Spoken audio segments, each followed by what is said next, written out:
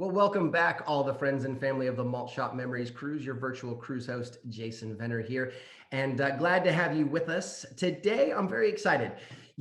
Obviously, you've been watching a whole series of these that we've been doing over the months and months, but every now and then we get someone who really is behind the scenes. We get someone that really is, and I like to use this phrase for this man, the tie that binds.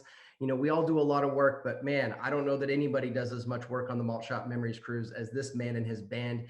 Pete Mastropaolo, how are you, my friend? All right, Jason, how are you? I'm good, brother. Obviously, for anyone on this chat that may not know you individually, you are the leader of the Coda Band. And the That's correct. Coda Band, you guys play behind, for, and with everybody virtually that comes on board the Malt Shop Memories Cruise. It's pretty unbelievable what you guys and girls, what you folks can do to create the music you create with the quality and the standards that you create it. Before we get back into your history and who you are, what is the Malt Shop Memories Cruise like for you guys? Oh, it's family.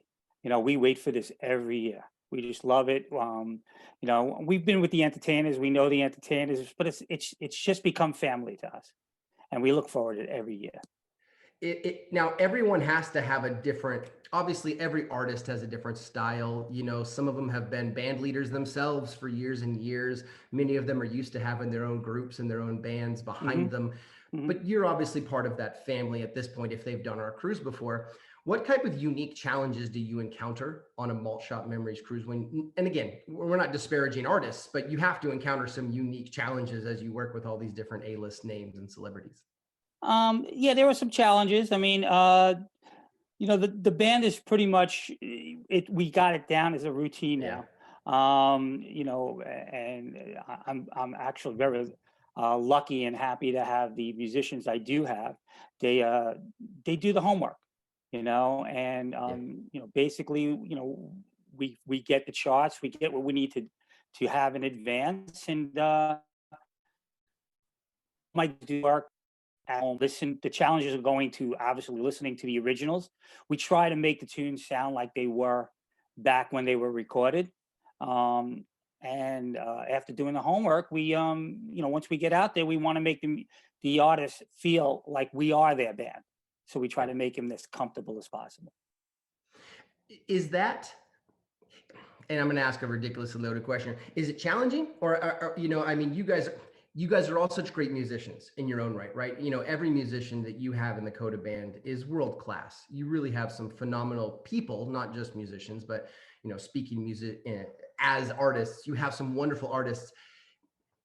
Knowing that you guys are playing a backup role. Obviously, you're playing the band behind the artist. Is that something that, is that an acquired skill for an artist, like yourself? Or is that something that is just natural? It's easy to play behind somebody.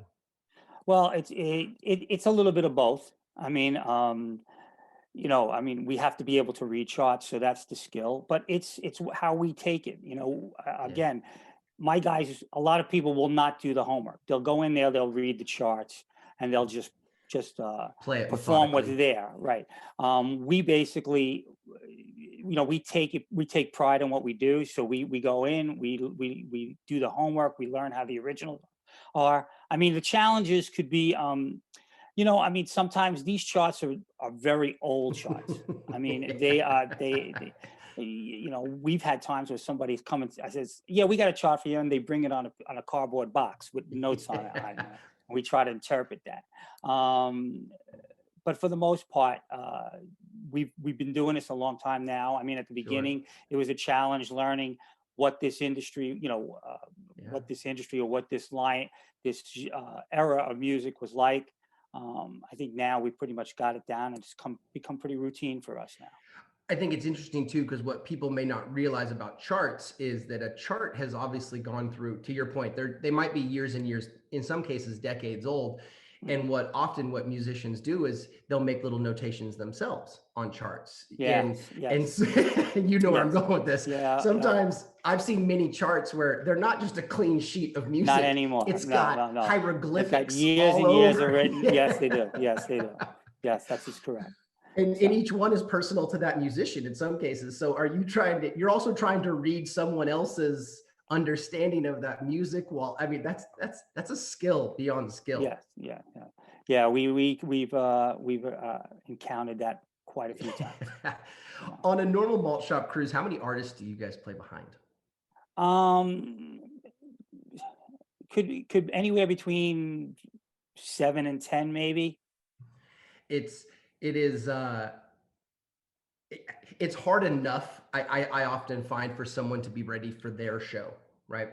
You guys are not only trying to be ready musically, but knowing the music, having done the homework to your point, and then you're also trying to, in somewhat shape or form, what I love that you guys do is you like to match the energy of the artist in front of you. I feel like the Coda Band does a Absolutely, great job absolutely, absolutely. performing with that performer, right? That's Because yep, yes, yep. That's you're part a of part of the show.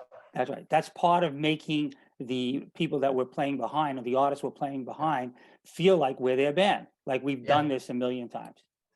uh, that's another skill in its own right.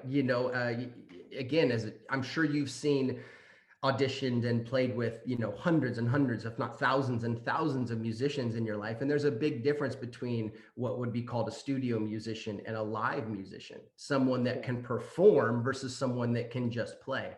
that's And it's correct. not to disparage those that can just play, There but definitely is. performing is another level. Yes, absolutely. As you build the Coda Band, or actually, let's talk about this a little bit. As you built the Coda, created Coda Band, well, actually, let's just erase that question. How did the Coda Band come to be? Wow. Well, that goes way back. I mean, like, the Coda Band is probably 30 years old right now. I mean, I remember the first time I had a bunch of us that we were playing together, and we happened to do our first, believe it or not, a doo-wop show back. We were invited to be a band for a doo-wop show. We played for one group, and we watched another house band, and we said we want to do that. So we haven't really read music in years. It was a long time since we read music. So how we even got the name was we were reading music, and we were always having a problem finding the coda on the sheet of music. And we constantly kept having that issue, and then so that's how we ended up naming ourselves the Coda Band, because it was like Explain to people something. what that means. You had trouble finding the coda on the music. Well, the coda is almost like a repeat. It's a piece of the music that tells you to go back to another part of the music, and then skip over at the bottom, at the other end of it, skip over to the end of the tune. So every time we'd hit the coda, we could never find where it was to go back to, probably because the chart was written on a zillion times. Cardboard box. Yeah, or cardboard box. But so anyway, that name stuck with us. And I went through many years of musicians, and it took a while to find the musicians that I felt was going to be right for us. Yeah. And the musicians that I have now, like my guitarist Joe, has been with me almost 20 years. That's a testament. I mean, first and foremost, as we all know, all jokes aside, musicians are transient creatures by nature. They're moving, you're adjusting, you're changing jobs, you're changing this, you're changing that. Musicians by nature are all over the place. And it's one thing if if you are a major band that broke and made it and was like, an Aerosmith type of deal, or, that's different when you're sticking together. No disrespect to the Coda Band, but when you're a backing band, and again, horrible phrase, for you guys are so much more than that. I'm just speaking of Malt Shop. To keep musicians tight and together for a long time, that's a testament to the Coda Band in general. Yeah, and and the guys I have now are, to me, I consider the best. I mean, and we've been together for a long time. We've got to read each other well. Sure. Paul, the bass player, I mean, he's probably been with me close to 13 years now. Yeah, we're just, as everybody would say, the Coda Band is like a well-oiled machine, and I've heard that many times. And I mean, I assume there's no bigger testament, there's no bigger compliment an artist can play or can pay to you outside of almost silence, right? I mean, constant notes are one thing and adjustments are another, but almost the biggest compliment you can get as an artist just going, yeah, man, you guys are you're a machine. I mean, Yeah, absolutely. I mean, we love when we're all done and the artist come up to us and says, just like the record. It was great. that's pretty amazing. So I'm gonna embarrass you and I'm gonna take you back. Let's talk about Pete. How does Pete become Pete? Let's talk about before the Coda Band. Like what makes you want to get into music? How do you choose your instrument? Wow. I think it's like everybody back in my day. I mean, the thing that influenced me more was watching the Beatles. I mean, I think you've heard that a million Yeah. times, probably from so many people. I mean, you know, when they hit that TV set, I always had an interest to playing drums, but that's what started all. I said I want to do that. And that's how, I mean, that moment just basically made you decide that music was going to be your future, or that just got you into the art. That got me into the art. And how does, go ahead. No. That basically that's what got me into the art. Yeah. How does somebody then change it and transition it from just wanting to be into the art to actually having it be a career and a Well, I long mean, lasting successful career? it's well, first you went, at the beginning you got to be dedicated to what you want to do. I mean, it's like anything, whether you play a sport or you want to be an artist or whatever it may be, you've got to put your time into it. You got, I did everything that everybody else does. You go to lessons, you practice, you do what you have to do. I was really into it. I always pushed to be in bands when I was younger, played in zillions of different bands. I mean, you have to be, you have to be dedicated to what you want to do. Did I ever really know that the music industry was going to be my livelihood? No. I mean, when I graduated high school, I was a printer. I was a printer for 20 years. Like And like a type, like a printer, like printing. yeah, ran a printing press. I was a production manager in a Nice. printing company. Nice. But I always played drums. I always played drums in the band. Was in the oldies industry for a long time and playing for a band. And it wasn't until I met Richard Nader. I don't know if that name rings a bell, Yeah. but it was Richard that we were doing a couple of dates in Florida with the band, and the band actually was backing up some of the groups on his tour, and he asked me if I would be the tour manager for the run. Nice. And I fell in love with it. I completely took my production skills and started driving it towards the doo-wop business, and I just kept pushing forward with that, and to where I am today. Now, Coda has actually become Coda Productions, which is a production company, and as well as including the Coda Band, it also produces many concerts out on the New Jersey, Pennsylvania, New York area. It's basically become a business. And where are you located in the world? I'm in East Islip, Long Island, New York. Long Island. You can always tell Yes. with the hard G. It's got to be the hard G. Yes. And did you always? I know you said you always played the drums in the band. Was the drums the first instrument you took to, or did you take to something else first and then That was change? the first one. Always drums. Yep. Something specific about the drums? No, You had I a guess lot of aggression to get out. yeah, I guess I just enjoy playing the drums. I mean, it was something that I wanted to do, and I did. That's what I took to. That's phenomenal. So now that you got the Coda as a whole production, how big is it as a production company? Is it you running everything, or do you have a full team? No, it's me running everything. Wow. I actually have close to 19 venues I work in. St. George being one of my home bases. I deal with a 10,000 seat amphitheater for the summer concerts out on Long Island, as well as freelancing production with Live Nation. Oh wow, yeah, that's big business there. Yeah, yeah. Man, well, if you don't mind, I'm going to switch back to Malt Shop a little bit here. Tell me, out of all the artists, obviously that you've played with, I'm not going to say who's your favorite. Is there a genre? Is there a type? Is there an artist in general that you just look forward to playing with every time? Not to say that anyone's better than the next, but I love them all. They're all my friends. Good answer. Yeah, no, I love them all. I mean, they're all my friends. I mean, I love playing. I mean, it's great to be playing with the artists that I was listening to on the records. Sure. But I love them all. We became friends for all these years. I mean, it's so many years. I mean,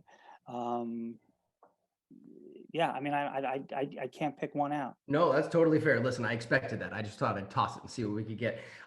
Okay, how about an artist you haven't had the opportunity to play with that you would love to? Oh, that's a tricky one. I know.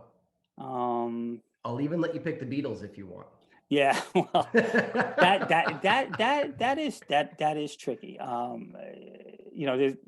a lot of music, a lot of groups from the '60s that I enjoy. A lot of them Yeah, are self-contained bands. Um, I don't know. I mean, that is a tricky question. that's fair. I guess we'll just keep having to book new folks on Malt Shop to Yes, try to yeah, satisfy absolutely, here. absolutely. As a drummer, how do you keep up your chops? How often do you practice? How often do you play? Well, it's been a little rough now. I mean, Yeah. but you try to keep your hands moving. Every once in a while, I jump. I have a little electric drum kit I have in the house. I jump on them. Actually, starting to go back. I used to be when we were working, we were constantly playing, Yeah. so I didn't really need to Yeah. keep my chops up at home. Um, Now I'll jump on the kit and actually go back to some old groups that I used to play with the records. You know, yeah, I mean, That's I awesome. actually grew up in the '70s, so I'm going back to some of those '70s groups and playing along to a lot of those groups. What drew you to the malt shop style of music? I mean, you said that you do op in the early days and things like that, but if you grew up in the '70s, you were a little past it. What drew you towards that genre? Well, I mean, I was invited into it. Sure. Like I said, it's actually the very first group that I performed with and became their band was Emil Stukio and the Classics. And to this day, I am still his musical director. We've Love been him. together for almost 29 years. He's such a good guy. Yeah. So that was the introduction. And there was a chance for the band to get an opportunity to play in places that they never played before, and we took it on and we just made it our own. That's pretty cool. That's it's got to be, if you don't see it coming, there's something to be said for something clicking.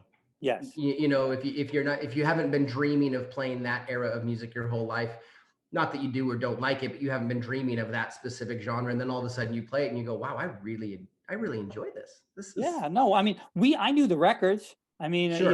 even though I grew up in the '70s, I mean, Same here. I knew all the records. Same Um, here. so it was exciting. I mean, I played with the Classics, and then knowing I was playing with the Drifters, the same guy that did Under the Boardwalk. I mean, I knew all that Yeah. stuff. We knew the songs. One of the things that is my wife and I talk about all the time when we're on the Malt Shop cruise. All these cruises, all the Star Vista cruises are wonderful, but Malt Shop has a unique feel to it because it's really some of the greatest music of all time that is long lasting. Obviously, came from that Absolutely, 50s, 60s era. absolutely, I agree. Something to be said for a song that's been around for 6 decades, 7 decades. I agree. And one of the things my wife and I say all the time is there's nothing like hearing the person sing the song that sang the song.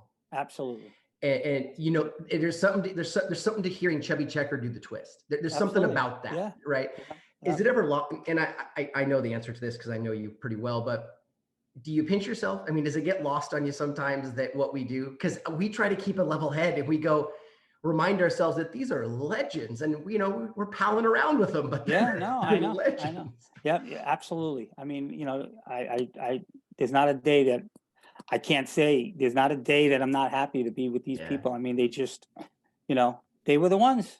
They Yeah. started it all. Yeah. Where rock and roll is today, that's where it all started.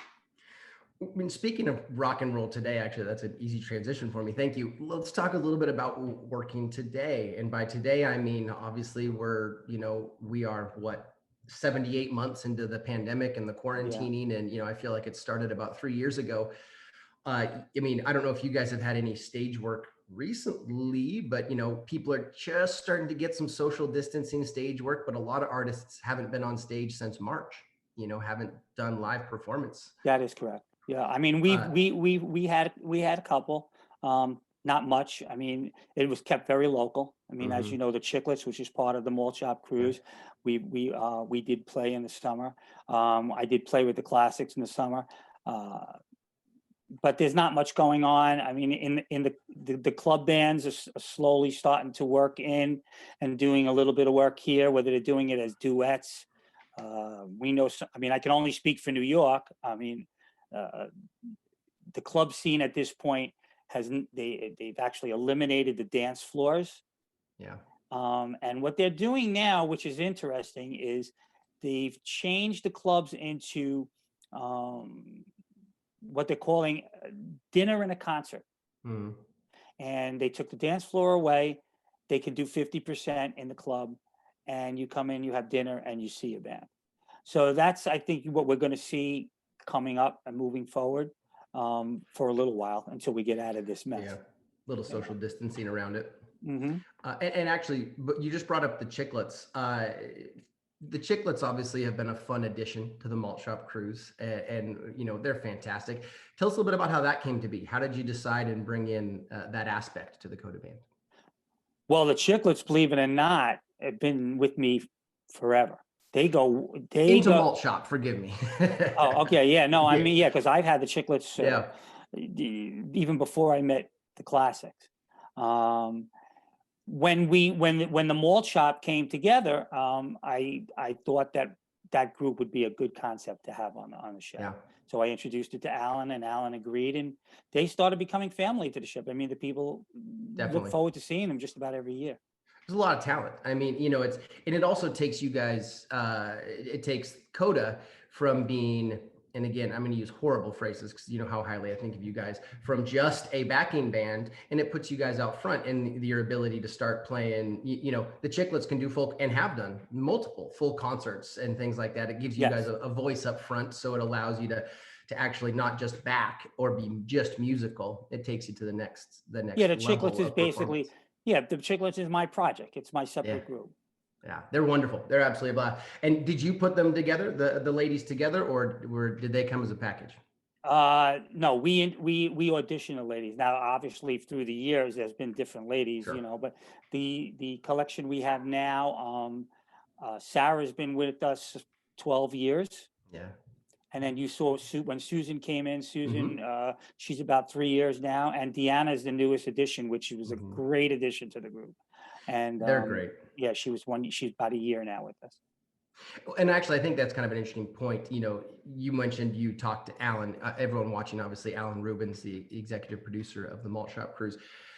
I think something that people may not understand is that you work very closely with Alan, Janine, and I specifically. Absolutely. You're the fourth part of that. I mean, we have Tim Cabral, who runs all our production, who's a huge part of it. But when we're dealing with the actual, you know, let's move these shows around, it's Tim, Janine, Alan, myself, and you. And Correct. You're a big part of helping to create what the Malt Shop Cruise looks like. Do you enjoy that aspect of it? I know it's a little. I love it.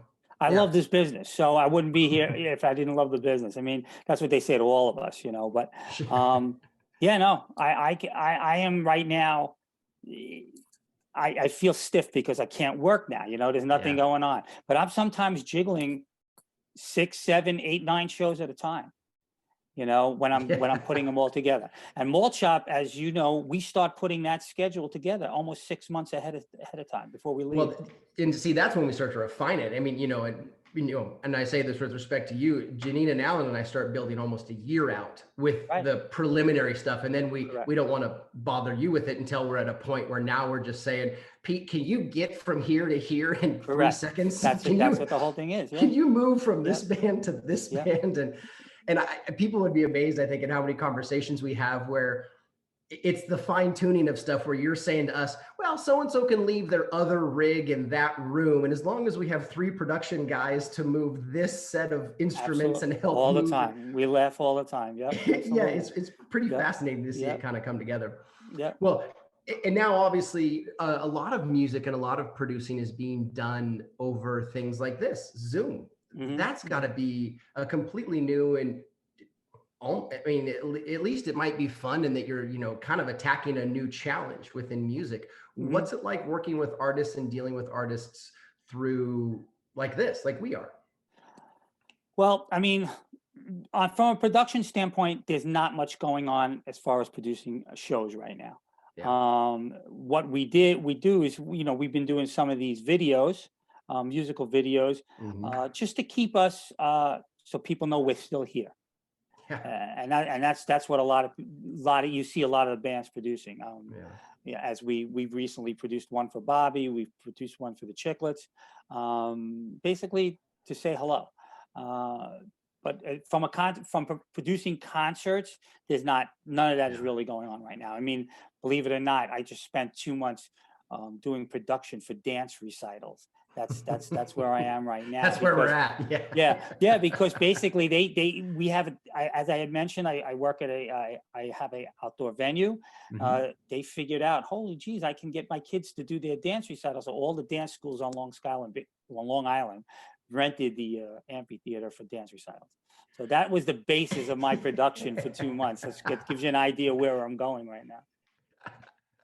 Well, I mean, you mentioned that's hilarious. First of all, secondly, you mentioned you just produced videos with Bobby and the Chicklets. Bobby, obviously, we mean Bobby Wilson, That's correct. and but having seen it, and I think the folks watching this have probably seen it as part of the other stuff that we've done with this Malt Shop Memories, uh, moment that we're doing here in honor of all the times past and in honor of not being able to be on it this year. I'm sure they've seen Bobby's video, but you almost have a Brady Bunch type of layout where you've got musicians in all these little boxes. Hmm, And hmm, hmm. is that hard to, I mean, I assume you have to zoom in and get someone playing their part, and then you have to get another person, and then you tie them all in, or is everyone playing simultaneously? How do you do it without delays? And Well, again, I'm not the person X on that because oh, believe it or okay. not, Mary Beth did Oh, all the producing, the audio. She did all the mixing. She wow. she created it all.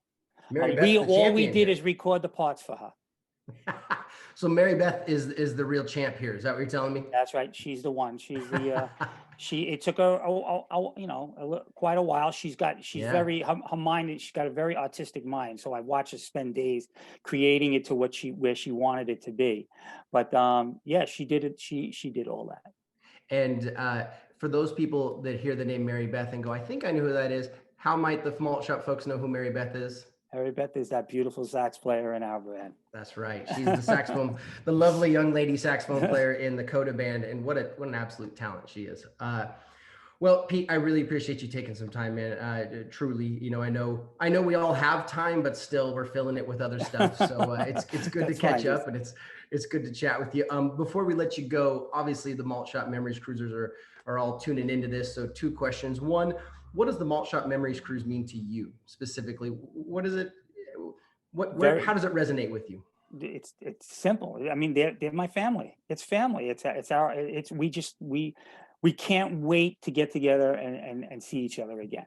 We've made so many friends through the years, and as you know, I've been on it for 10 years.